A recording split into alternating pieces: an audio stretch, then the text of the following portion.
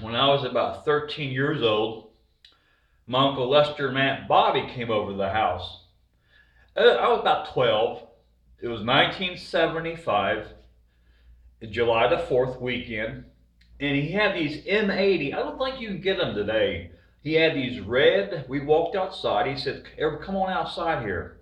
He had these red firecrackers. It had a fuse in the middle, and we lived by, we actually just lived, it was 4 miles from this library, and I've measured it in the car from the parking lot library to the driveway where I used to live. It is exactly 4 miles on the odometer.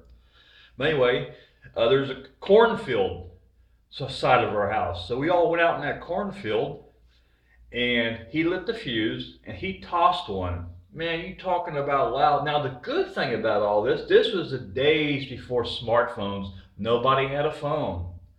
You know, we only had a couple neighbors, but nobody had a smartphone to call the police. I don't know if they was legal or illegal. They called them 80's. But, you know, it was 1975. He tossed one in I think he said it was equivalent to a quarter stick of dynamite. I think that's what he said. But I held one, and it was real solid, red. It's about that long. It had a real thick fuse. I'll never forget the thick fuse they had on it. About that long. And he wouldn't, you know, I was 12 years old. He wouldn't let us, him or Dad. He wouldn't let me. After he lit the fuse, he would not let me touch it. No, because it'd blow your hand off. Only adults. Anyway, he lit it. Dad would light it because he'd get ready to throw it. He got in that position. He would hold it out like this. Dad would light it, and he would toss it. You didn't go back like this. No. As soon as you lit it, you threw it out. He probably threw it 12 feet away from us, or probably a little farther than that, you know. But damn, when that thing would go off, you have to hold your ears. Kaboom!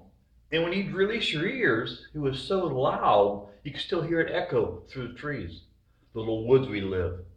Yeah, you still could hear it echo. But like I said, that was the days before there was much less communication back then. There was no smartphones. So nobody could call the law. Our neighbors wouldn't. We only had a couple neighbors.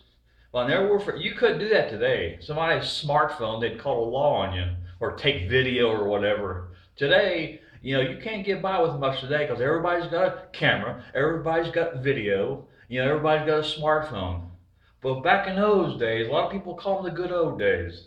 You could get by with a lot more back in the 70s. Oh, yeah, you could.